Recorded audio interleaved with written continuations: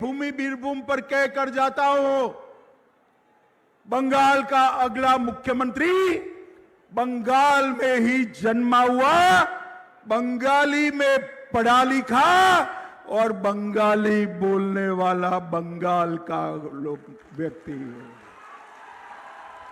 मगर दीदी आप खुश मत हो, वो टीएमसी से नहीं होगा, आपका भतीजा नहीं होगा, वो भारतीय जनता पार्टी का कार्यकर्ता होगा।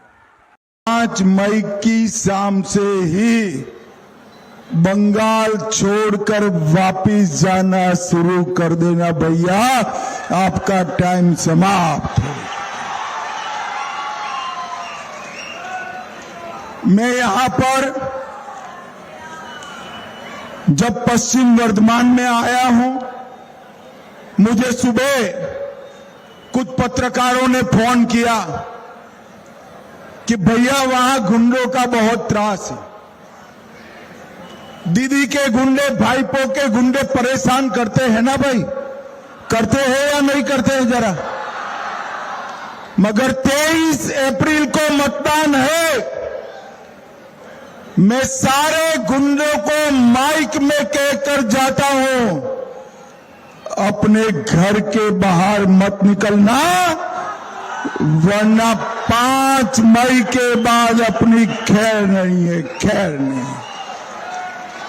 भाइयों बहनों, बेखौफ बेरोक-टोक मतदान करना, ममता के कोई गुंडे की मजाल नहीं है इस बार बंगाल के मतदाता को रोक पाए, किसी की मजाल नहीं। बड़ी संख्या में मतदान होते ही ममता का जाना सुनिश्चित हो जाएगा। आप सबकी जिम्मेदारी है कि अपने अपने गांव मोहल्ले से सभी मतदाताओं को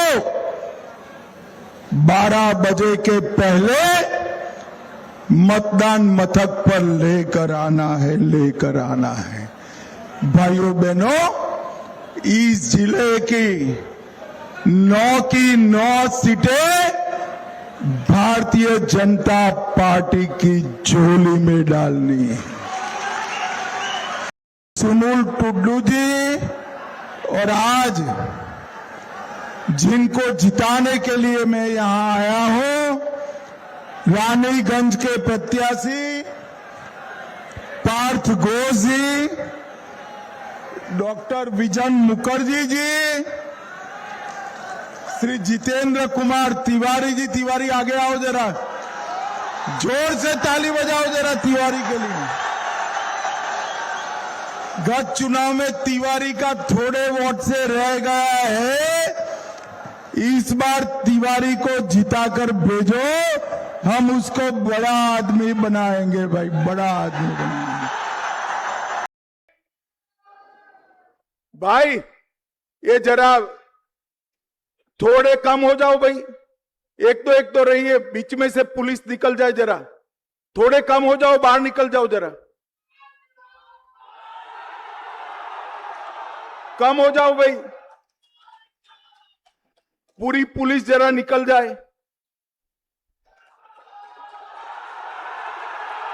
भाइयों बहनों, 600 एकड़ भूमि चाहिए, मगर ये ममता दीदी नहीं देती है। इसके कारण घुसपैठ होती है। ममता दीदी घुसपैठियों को बचाती है। अरे बैठ जाओ भाई, बैठ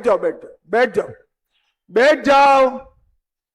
ममता दीदी घुसपैठियों को बचाती है और घुसपैठिए उसको चुन कर लाते हैं। मैं आज कहकर जाता हूं, 5 मई को भाजपा सरकार बनने वाली है। न केवल बंगाल, पूरे देश से एक एक घुसपैठिए को चुन चुन कर निकालने का काम भारतीय जनता पार्टी। एसआईआर हो रहा है, घुसपैठियों के नाम निकल रहे हैं। ममता दीदी चुनाव आयोग का विरोध कर रही। मुझे बताओ भाइयों बहनों, घुसपैठियों को मतदाता सूची से हटाना चाहिए या नहीं हटाना चाहिए? अरे जोर से बोलो, हटाना चाहिए या नहीं हटाना चाहिए? ये ममता दीदी इनको बचाना चाहती है। भाइयों बहनों, आपने 19 में मोदी जी का सरकार बनाया, 24 में मोदी जी का सरकार बनाया। 550 साल से अयोध्या में राम मंदिर नहीं बना था। हमारे प्रभु श्री राम टेंट में बैठे थे। 550 साल के बाद राम मंदिर बनाने का काम हमारे नेता नरेंद्र मोदी जी ने। ये ममता दीदी इसका विरोध करती थी और अपने ही चेले चपाटे को बंगाल के अंदर आगे कर बाबरी मस्जिद बना रही। भाइयों बहनों, मुझे बताओ, ये ममता दीदी का चेला हुमायूं कबीर बाबरी मस्जिद बना रहा है। बंगाल में बाबरी मस्जिद बननी चाहिए क्या? अरे जोर से बोलो, बननी चाहिए क्या?